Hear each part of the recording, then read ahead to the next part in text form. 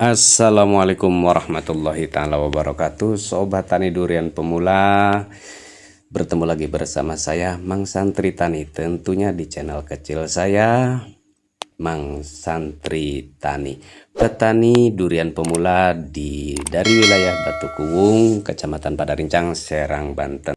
Tepatnya di Kampung Wangun Cipurut. Nah, di sini di blok Wangun ya, di pegunungan Kampung Wangun. Kali ini di video ini saya akan melakukan penyemprotan atau penyepraian di kebun durian saya yang berada di belakang rumah saya. Nah, kali ini pupuk yang saya gunakan sini kita pakai Gandasil. Nah, Gandasil ini kita pakai 2 sendok takarannya untuk tangki kapasitas 16 liter ya, sobat tani durian pemula. Nah, lalu kita kasih air seperti ini, kurang lebihnya ya 2 liter. Kita aduk dulu. Nah, setelah merata nanti kita aduk-aduk seperti ini, sobat tani durian pemula, dimanapun Anda berada, khususnya di wilayah Padarincang. Kita aduk seperti ini agar apa? Agar Gandasil D-nya ini larut dulu. Gandasil D ini fungsinya untuk dia menghijaukan daun ketika nanti kita lakukan penyepraian, karena unsur N-nya ini nitrogennya tinggi. Nah, Gandasil D ini khusus untuk fase vegetatif ya, fase pertumbuhan. Nah, karena durian saya ini masih masa-masa pertumbuhan, maka nanti akan saya semprot dengan menggunakan Gandasil ini. Jika sudah larut seperti ini, lalu kita tuangkan dari ember yang kita aduk tadi. Kita tuangkan di tangki dengan kapasitas 16 liter ya, sobat tani durian pemula. Nah, seperti ini. Nah, lalu setelah itu apalagi nanti yang kita gunakan? Nah, yang kita gunakan untuk selanjutnya yaitu fungsida ya, sobat tani. Nah, fungsidanya ini kita menggunakan dari Antrakol ya, sobat tani, produknya Bayer ini.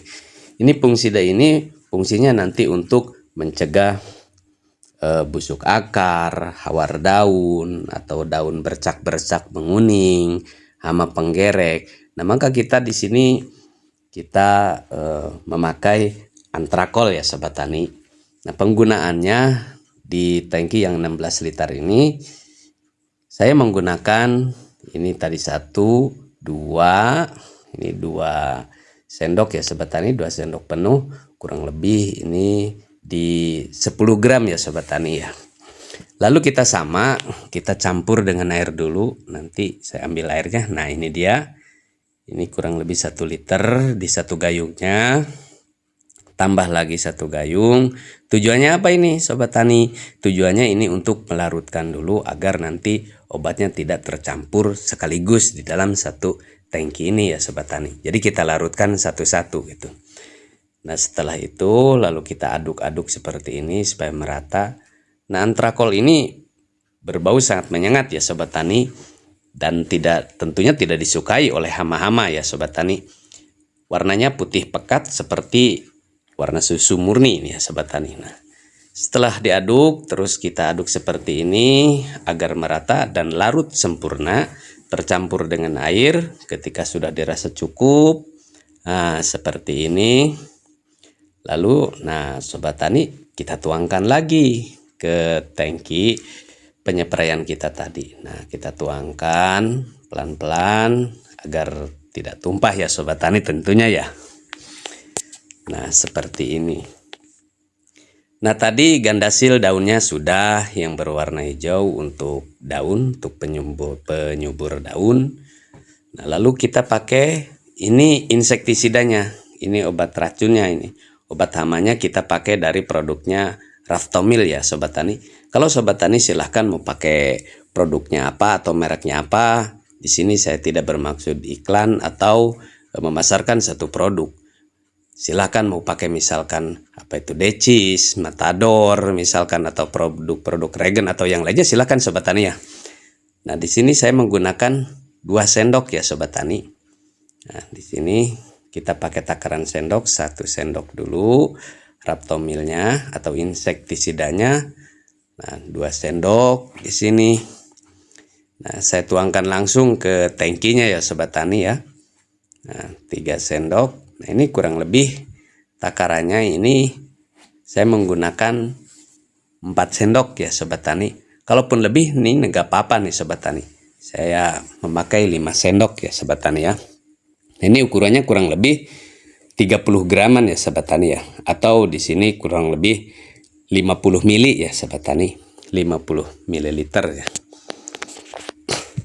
Nah, lalu karena di sini setiap harinya masih ada hujan, terutama di sore hari ya Sobat Tani, sehabis dohor, maka saya menggunakan perekat ini nih. Ini perekat Sobat Tani ya, agar obat yang kita semprotkan nanti tidak mudah luntur terkena oleh air hujan ya Sobat Tani. Dan fungsinya ini untuk merekatkan obat yang kita semprotkan nanti. Nah, ini Sobat Tani ya, kita memakai obat perekatnya. Nah, silahkan Sobat Tani perekatnya mau pakai merek apa aja. Nah, di sini saya menggunakan 1 sendok, 2 sendok, dan 3 sendok. Saya rasa cukup ya. Agar apa Sobat Tani? Ini nanti ketika disemprotkan ini cepat merata. Dia kenanya merata ya Sobat Tani. Setelah itu kita tutup lagi dengan rapi agar tidak terjadi kebocoran ya Sobat Tani ya. Nah, untuk selanjutnya Sobat Tani, karena ini kita melakukannya di pagi hari ya Sobat Tani. Kalau melakukan penyepraian itu atau pemupukan itu baiknya di pagi hari ya Sobat Tani. Kalau misalkan dari jam 6 misalkan sampai jam 9, itu saya biasanya melakukan di jam-jam itu.